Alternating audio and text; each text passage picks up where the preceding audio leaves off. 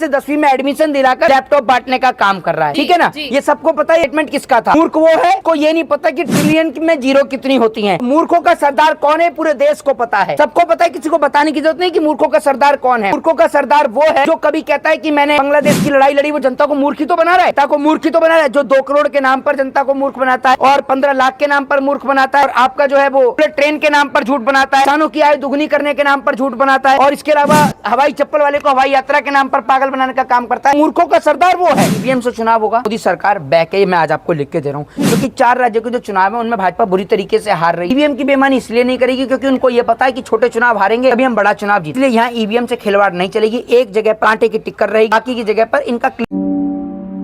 एक बात मैं आपको बता दूं कि जिस तरीके से हमारे देश के प्रधानमंत्री देश की जनता के लिए इस प्रकार के शब्दों का इस्तेमाल करते हैं, ये साफ साफ झलकाता है कि हमारे देश के प्रधानमंत्री कितने पढ़े लिखे हैं और कितनी शालीनता का भाषा का प्रयोग करते हैं। ये देश के प्रधानमंत्री ऐसे हैं कि सबको पता है कि मूर्ख कौन है। मूर्ख वो है जो 12वीं पास कराने के बाद वापस से 10वीं में एडमिशन दिलाकर लैपटॉप बांटने का काम कर रहा है, ठीक है ना। ये सबको पता है ये स्टेटमेंट किसका था। मूर्ख वो है जिसको ये नहीं पता कि ट्रिलियन में जीरो कितनी होती हैं। तो मूर्खों का सरदार कौन है पूरे देश को पता है, सबको पता है, किसी को बताने की जरूरत नहीं कि मूर्खों का सरदार कौन है।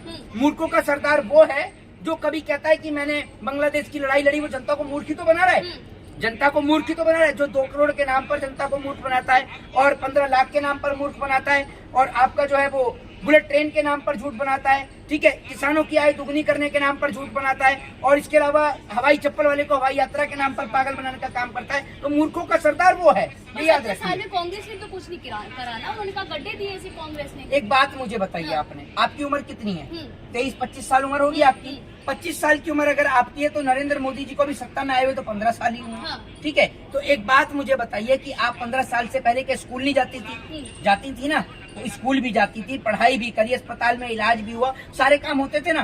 तो मोदी जी तो अभी आए साल 2014 में, उससे पहले आप स्कूल भी गई, सब काम किया, वो किसने बनाई है वो चीजें? जरा ये बताइए ना। आपके पिताजी ने पढ़ाई करी होगी, तो आपके पिताजी ने पढ़ाई करी तो मोदी जी तो थे नहीं, तो उस टाइम पे पुरानी सरकारों ने स्कूल बनाए ना, इलाज भी हुआ होगा, सब कुछ हुआ होगा। वो उनका कहना है प्रधानमंत्री का जो विकास हुआ है वो 2014 के बाद हुआ है। तो प्रधानमंत्री जी से कोई ये तो पूछे कि अगर 2014 के बाद विकास हुआ है तो जो डिग्री दिखाते हो कि जिस एंटायर पॉलिटिकल साइंस से आप MA करके आए हो, ये कौन से किसने बनाई है यूनिवर्सिटी? या आप ही ने यूनिवर्सिटी बनाई और फिर आप उसमें पढ़ भी लिए? तो किसी ने यूनिवर्सिटी तो बनाई होगी, यानी विकास हुआ है, डेवलपमेंट हुआ है। तो ये बात कहना कि विकास नहीं हुए साफ साफ एक झूठी बात है। और प्रधानमंत्री झूठ बोलने में एक्सपर्ट हैं, कलाकार हैं। प्रधानमंत्री कितना बढ़िया झूठ बोलते हैं, आपको नहीं पता क्या? एक बात मुझे बताइए, अगर प्रधानमंत्री कहते हैं कि देश का विकास नहीं हुआ है तो कोई मुझे ये बताए कि 1966 में, तो ये भी बताइए ना, वादे कौन सी सरकार पूरे करती है? 50% तो सभी सरकार वादे पूरे भी नहीं करती है। लेकिन आज से पहले किसी प्रधानमंत्री ने ऐसा झूठा झांसा दिया था कि 15 लाख रुपए तो यूं ही आ जाएंगे? तो अमित शाह ने उसके लिए कर तो दिया था, बोल दिया था, जुमला था ये तो। चलिए मुझे ये बताइए क्या क्या चीज जुमला है? नहीं, क्या क्या चीज जुमला है मुझे ये बताइए। 2 करोड़ रोजगार भी जुमला है, ये कह दीजिए। किसानों की आय दुगनी, ये भी जुमला है। 9 साल हुए ना, टाइम दीजिए, वक्त दीजिए। कितना दें, कितना टाइम दें? कांग्रेस भी तो कुछ नहीं कर पाई ना। एक बात आप मुझे बताइए, कुछ नहीं कर पाई? कैसे कह सकते हैं आप कुछ नहीं कर पाई? आज जिसकी वजह से चंद्रयान सफल हुआ है वो इसरो किसने बनाना है? आप मुझे बताइए ना। इस देश के अंदर कंप्यूटर कौन लेकर आया, बताइए आप मुझे। इस देश के अंदर एजुकेशन, हेल्थ, डेवलपमेंट पर काम किसने किया, ये बताइए ना। इस देश की पिछली सरकारों ने सिर्फ एक गलती करी कि हिंदू मुसलमानों के नाम पर लोगों ने लड़ाया, मंदिर मस्जिद के नाम पर लोगों ने लड़ाया, और मोदी जी ने आकर काम नहीं किया मंदिर मस्जिद हिंदू मुसलमान के नाम पर। परिवारवाद तो किया है। क्या किया है परिवारवाद? परिवारवाद को बढ़ाया है नरेंद्र मोदी जी ने या घटाया है? बताइए ना। ये तो कांग्रेस ने बढ़ाया है ना परिवारवाद। तो बीजेपी में परिवारवाद नहीं है या नहीं? आप बताइए ना। मैं आपसे पूछ रहा हूँ, आप देश में नहीं रहती हैं। वो तो मना करते हैं। उनके मना करने से क्या होता है? अगर उनके मना करने से कुछ होता है तो आप मना कर दीजिए। क्या अमित शाह जी का बेटा जैसा नहीं है ना उनका बेटा, तो क्या ये परिवारवाद नहीं है? राजनाथ सिंह का बेटा पंकज सिंह नहीं है, क्या ये परिवारवाद नहीं है? बताइए ना आप मुझे। मौका दे रहे हैं ना वो लोग, और लोगों को मौका दे रहे हैं। और लोगों को मौका दे रहे हैं। चलिए ये मुझे बता दो, राजनाथ सिंह अपनी सीट से किसी और को लड़ा सकते हैं? पंकज सिंह उनका बेटा, वो अपनी सीट से किसी और को लड़ा सकते हैं? जरा ये बताइए कि अमित शाह ने अपने बेटे के सिवा किसी और व्यक्ति को बनाया BCCI के अंदर, तो बता दीजिए। जैसा के अलावा कौन बनाए? आपके परिवार से कोई BCCI में बनाए? किसी और व्यक्ति के घर से, गरीब परिवार के व्यक्ति के घर से बनाओ तो बता दीजिए। नहीं बना ना। तो एक बात आप मुझे बताइए, कोई क्रिकेट कंट्रोल बोर्ड में मेंबर बनता है, कोई OMGC में डायरेक्टर बनता है, तो ये कौन बन रहे? बीजेपी वाले तो बन रहे। संबित पात्रा OMGC के अंदर बना हुआ है, ठीक है, BCCI के अंदर जैसा बना हुआ अमित शाह जी का बेटा। तो ये परिवारवाद नहीं तो क्या है? परिवारवाद के नाम पर मोदी सरकार ने सिर्फ अपना और अपने बच्चों का विकास करने का काम किया है। आज पीयूष गोयल के बच्चे, उनके बच्चे विदेश में पढ़ते हैं। भाजपा के आज से ज्यादा नेताओं के बच्चे विदेश में पढ़ने का काम करते हैं और देश की जनता को जो है वो हिंदुत्व का पाठ पढ़ाते हैं। गरीब जनता के बच्चे कांग्रेस के नेताओं के बच्चे नहीं पढ़ते क्या बाहर? ही बताइए। एक बात मुझे बताइए, अगर कांग्रेस के नेताओं के बच्चे बाहर पढ़ते हैं तो उन्होंने कभी बाहर की विदेश का विरोध थोड़ी किया है। उन्होंने ये थोड़ी कहा कि अपने बच्चों को अंग्रेजी मत पढ़ाओ।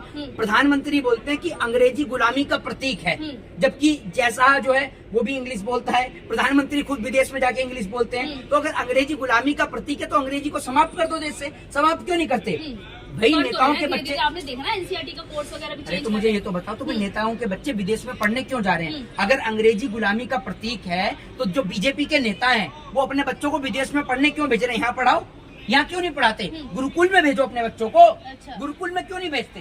भेजो गुरुकुल में। बता दो, आप मुझे बीजेपी के 5 नेताओं का नाम बता दो जिनके बच्चे गुरुकुल में पढ़ते हो। ये लोग सिर्फ इस देश को तोड़ने का काम करते हैं, लोगों को लड़ाने का काम करते हैं और कुछ नहीं। पर ये आरोप तो वो कांग्रेस पे लगाते हैं कि तोड़ने का काम तो कांग्रेस ने किया है। अच्छा, मुझे ये बता दीजिए, आप इससे पहले मंदिर और मस्जिद के नाम के कब दंगे होते थे? हिंदू मुसलमान के नाम के जितने राइट्स आज भाजपा सरकार में होते हैं, इससे पहले कभी नहीं हुए। आप मुझे ये बताइए, इस देश में आज से पहले किसी ने भी प्रॉफिट मोहम्मद साहब को लेकर कोई टिप्पणी नहीं करी, लेकिन भाजपा सरकार में टिप्पणी होती है।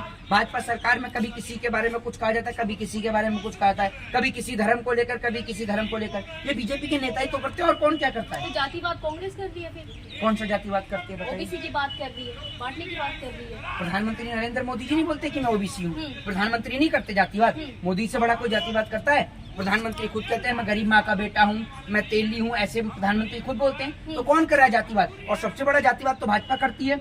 वो बीजेपी के नेता जो, चाहे वो उत्तर प्रदेश के मुख्यमंत्री योगी आदित्यनाथ हो, जो हनुमान जी की जाति बताते हैं।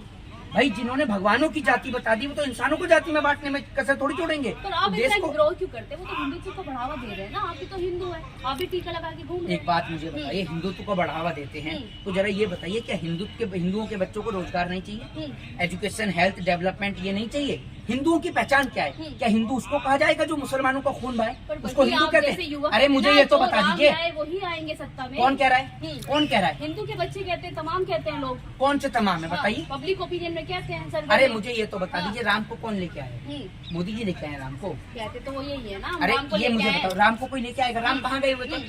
राम को कोई ला सकता है? एक बात मुझे बताइए, आप अपने पिताजी को लेके आए या आपके पिताजी आपको लेके आए?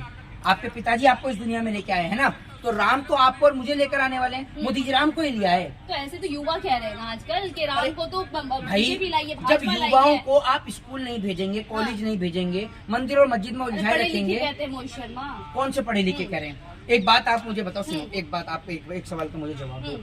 आपने कितने पढ़े लिखे, एक बात मुझे, अगर हिंदू खतरे में ही कहते हैं ना बीजेपी, तो अमित शाह का बेटा जैसा जो है वो हिंदुओं को बचाने क्यों नहीं जाता?